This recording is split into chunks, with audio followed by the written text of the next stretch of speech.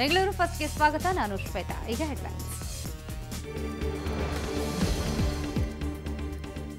ಗಾರ್ವೇಬಾವಿ ಪಾಳ್ಯದಲ್ಲಿ ಅಗ್ನಿಯ ರುದ್ರ ನರ್ತನ. ಬೆಂಕಿಯ ಕೆನ್ನಾಲಿಗೆಗೆ ಪೇಂಟ್ ಗೋದಾಮು ಭಸ್ಮ. ಪಕ್ಕದಲ್ಲಿದ್ದ ಗಾರ್ಮೆಂಟ್ಸ್ ಫ್ಯಾಕ್ಟರಿಯು ಧಗಧಗ. ಮಣ್ಣು ಸುರಿಯುವ ವಾಹನಕ್ಕೆ ಬೆಂಕಿ ಇಟ್ಟರು. 8 ಜನರಿಂದ ತ್ಯಾಜ್ಯ ವಿಲೇವಾರಿ ಲಾರಿಗೆ ಬೆಂಕಿ. ಪಾಲಿಕೆಗೆ ಆತಂಕ ತಂದಿಟ್ಟ ದುಷ್ಕರ್ಮಿಗಳ ಕೃತ್ಯ. ಫೆನ್ಸಿಂಗ್ ಇಲ್ಲ, ಬೀದಿ ದೀಪಗಳು ಇಲ್ಲ, ಹೂಳು ತೆಗೆಯದೆ ಬೀರುತ್ತೆ ದುರ್ನಾತ. ಹೊಸಕೆರೆಹಳ್ಳಿ ಕೆರೆ ಪಾಡು ಹರೋಹರ. ನಿರ್ದೇಶಕರಿಗೆ ಚಪ್ಪಲಿ ಸೇವೆ ಮಾಡಿದ್ದು ತಪ್ಪಾಯಿತು. ಸವಿತಾ ಸಮಾಜದ ಪ್ರತಿಭಟನೆಗೆ ಮಣಿದ ನಟಿಮಣಿ ಐ ಆಮ್ ಸಾರಿ ಎಂದ ನಯನಕೃಷ್ಣ. 2ನೇ ದಿನಕ್ಕೆ ಕಾಲಿಟ್ಟ ಸಂಭ್ರಮ ಸೌರಭ. ಮಕ್ಕಳಿಂದ ದೈಹಿಕ ಕಸರತ್ತು ಪ್ರದರ್ಶನ. ನ್ಯಾಷನಲ್ ಕಾಲೇಜು ಮೈದಾನದಲ್ಲಿ ಕನ್ನಡ ಕಲರವ.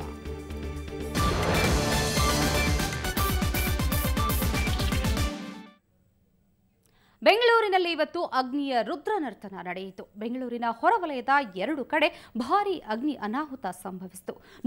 ನೋಡ್ತಿದ್ದಂತೆ ಪೇಂಟ್ ಗೋದಾಮು, ಗಾರ್ಮೆಂಟ್ ಫ್ಯಾಕ್ಟರಿ ಧಗಧಗ ಉರಿದು ಭಸ್ಮವಾಗಿ ಹೋದವು.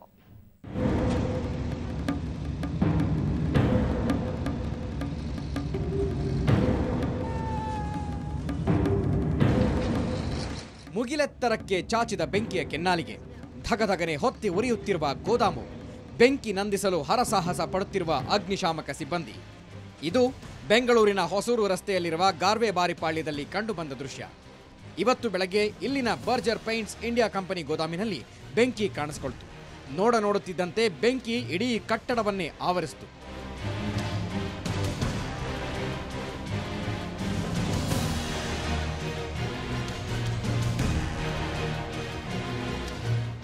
ಜೊತೆಗೆ ಪಕ್ಕದಲ್ಲೇ ಇದ್ದ ಎಎಫ್ ಆಪರಲ್ಸ್ ಅನ್ನೋ ಗಾರ್ಮೆಂಟ್ಸ್ ಫ್ಯಾಕ್ಟರಿಗೂ ಬೆಂಕಿ ಆವರಿಸಿತು.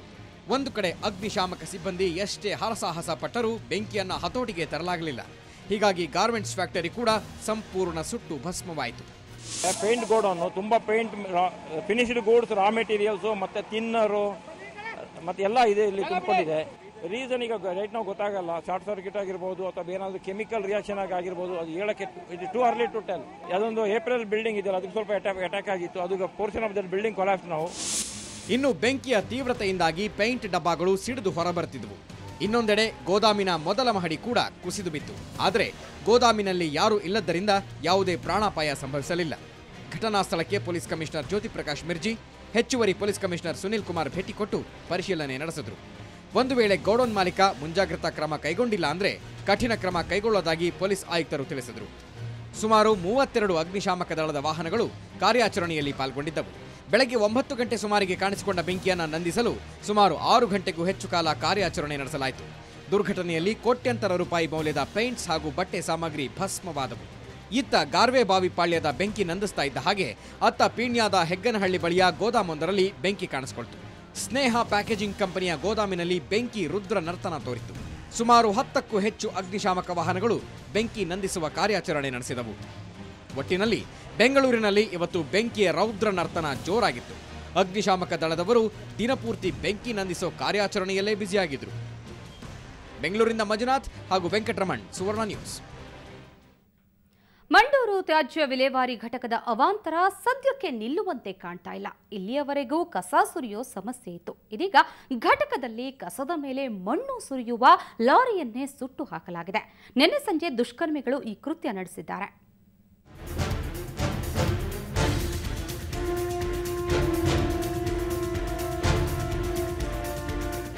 ಹೀಗೆ ಅಲ್ಲಲ್ಲಿ ಸುಟ್ಟು ಕರಕಲಾಗಿ ನಿಂತಿರುವ ಈ ಡಂಪರ್ ವಾಹನ ಮಂಡೂರು ತ್ಯಾಜ್ಯ ವಿಲೇವಾರಿ ಘಟಕದ್ದು. ಇಲ್ಲಿ ವಿಲೇವಾರಿಯಾಗುವ ಕಸದ ಮೇಲೆ ಮಣ್ಣು ಸುರಿಯುವ ಕೆಲಸವನ್ನ ಈ ವಾಹನ ಮಾಡ್ತಾ ಇತ್ತು. ಆದರೆ ನಿನ್ನೆ ಸಂಜೆ ರಿಪೇರಿ ನಿಮಿತ್ತ ವಾಹನವನ್ನ ತೆಗೆದುಕೊಂಡು ಹೋಗುವಾಗ 8 ಜನ ದುಷ್ಕರ್ಮಿಗಳು ಚಾಲಕನನ್ನ ಥಳಿಸಿ ವಾಹನಕ್ಕೆ ಬೆಂಕಿ ಇಟ್ಟಿದ್ದಾರೆ. ಈ ಕುರಿತು ವಾಹನ ಮಾಲೀಕ ಇದು 8 ಜನ ಗುಂಡೂರಿನ ಗ್ರಾಮಸ್ಥರದ್ದೇ ಕೃತ್ಯ ಅಂತ ಆರೋಪಿಸಿದ್ದಾರೆ. ಗುಂಡೂರು ಅಂತ ಹೇಳ್ಬಿಟ್ಟು ಊರಿದೆ. ಆ ಊರ ಪಕ್ಕನೇ ಊರು ಜನ ಬಂದು ಒಂದು 10 ಜನ, ಒಂದು 6 ಜನ ಇರ್ಬೋದು, ಬಂದು ನಮ್ಮ ಡ್ರೈವರ್ ಸಿಕ್ಕಾಪಟ್ಟೆ ಹೊಡೆದು ಅವನು ಅನ್ಕಾನ್ಷಿಯಸ್ ಆಗಿ ಬಿದ್ದಿದ ತಕ್ಷಣ ಗಾಡಿ ಎತ್ಕೊಂಡು ಹೋಗಿ ಎಲ್ಲೋ ಗಾಡಿ ಇದನ್ನ ಇಲ್ಲಿಗೆ ಬಿಟ್ಟಿದ್ರು. ನಾವು ಹುಡುಕಿ ರಾತ್ರಿ 2 ಗಂಟೆ ಗಂಟ ಗಾಡಿನೇ ಸಿಕ್ಕಿಲ್ಲ ನಮಗೆ. ಆಮೇಲೆ ಬೆಳಗ್ಗೆ ಅಲ್ಲೇ ಮಲಗಿಬಿಟ್ಟು ನಾವು ಬೆಳಗ್ಗೆ ಎದ್ದು ಹುಡುಕಿದ್ರೆ ಗಾಡಿ ಬೆಂಕಿ ಇಕ್ಬಿಟ್ಟಿದ್ದಾರೆ ರೋಡ್ನಲ್ಲಿ ನಿಲ್ಲಿಸ್ಬಿಟ್ಟು.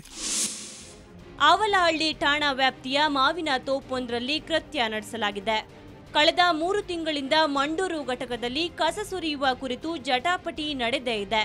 ಈಗಾಗಲೇ ಬಿಬಿಎಂಪಿ ಸಾಕಷ್ಟು ಹರಸಾಹಸ ಪಟ್ಟು ಸ್ಥಳೀಯ ಶಾಸಕರ ಮಧ್ಯಸ್ಥಿಕೆಯಲ್ಲಿ ಜನವರಿ ಅಂತ್ಯದವರೆಗೆ ಕಸ ವಿಲೇವಾರಿ ಮಾಡಲು ಗ್ರಾಮಸ್ಥರಿಂದ ಒಪ್ಪಿಗೆ ಪಡೆದಿದೆ. ಹೀಗಿರುವಾಗ ಘಟಕದ ವಾಹನಕ್ಕೆ ಬೆಂಕಿ ಇಟ್ಟಿರೋದು ಪಾಲಿಕೆಗೆ ಆತಂಕ ಸೃಷ್ಟಿಸಿದೆ. ಕಸ ವಿಲೇವಾರಿಯ ಸಮಸ್ಯೆಗೆ ತಾತ್ಕಾಲಿಕ ಪರಿಹಾರ ಸಿಕ್ತು ಅನ್ನುವಷ್ಟರಲ್ಲಿ ಘಟಕದ ಲಾರಿಗೆ ಬೆಂಕಿ ಹಚ್ಚಿರೋದು ಪಾಲಿಕೆಗೆ ತಲೆನೋವಾಗಿದೆ. ಒಟ್ಟಾರೆ ಮಂಡೂರು ಘಟಕ ಬಿಬಿಎಂಪಿ ಪಾಲಿಗೆ ಮಗ್ಗುಲು ಮುಳ್ಳಾಗಿ ಕಾಡುತ್ತಿದೆ. ಕೆಆರ್ಪುರಂನಿಂದ ನಾಸೀರ್, ಸುವರ್ಣ ನ್ಯೂಸ್.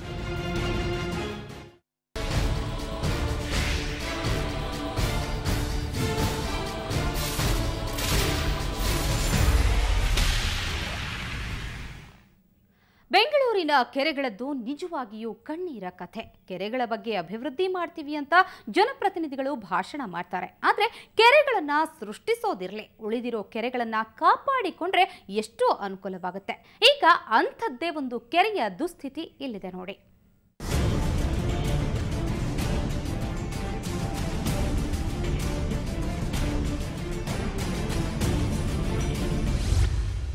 ಇದು ಸಿಲಿಕಾನ್ ಸಿಟಿಯಲ್ಲಿರೋ ಹೊಸಕೆರೆ ಹಳ್ಳಿ ಕೆರೆ. ಡಿಸಿಎಂ ಆರ್ ಅಶೋಕ್ ಪ್ರತಿನಿಧಿಸೋ ಪದ್ಮನಾಭನಗರ ಹಾಗೂ ರಾಜರಾಜೇಶ್ವರಿ ನಗರ ವಿಧಾನಸಭಾ ಕ್ಷೇತ್ರಗಳ ಅಂಚಿನಲ್ಲಿದೆ. ಇದನ್ನ ಕೆರೆ ಕೋಡಿ ಅಂತಲೂ ಕರೀತಾರೆ. ಕಳೆದ 4-5 ವರ್ಷಗಳ ಹಿಂದೆ ಈ ಕೆರೆಯನ್ನ ಅರಣ್ಯ ಇಲಾಖೆ ಬಿಬಿಎಂಪಿ ವ್ಯಾಪ್ತಿಗೆ ನೀಡಿದೆ.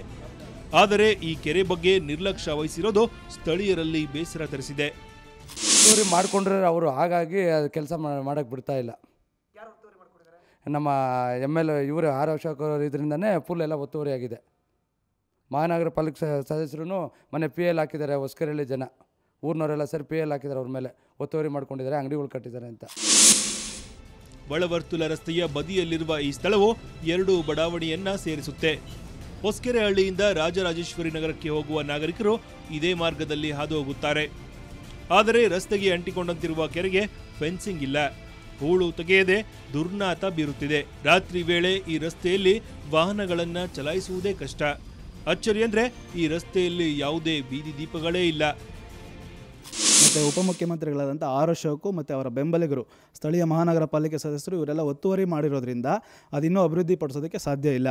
ಈಗ ಒಂದು ಕಡೆ ಅರಣ್ಯ ಇಲಾಖೆ ಮೊದಲನೇ ಬಾರಿಗೆ ಸರ್ವೆ ಮಾಡ್ತು, ಅದು ಕರೆಕ್ಟಾಗಿ ಸರ್ವೆ ಆಗಲಿಲ್ಲ.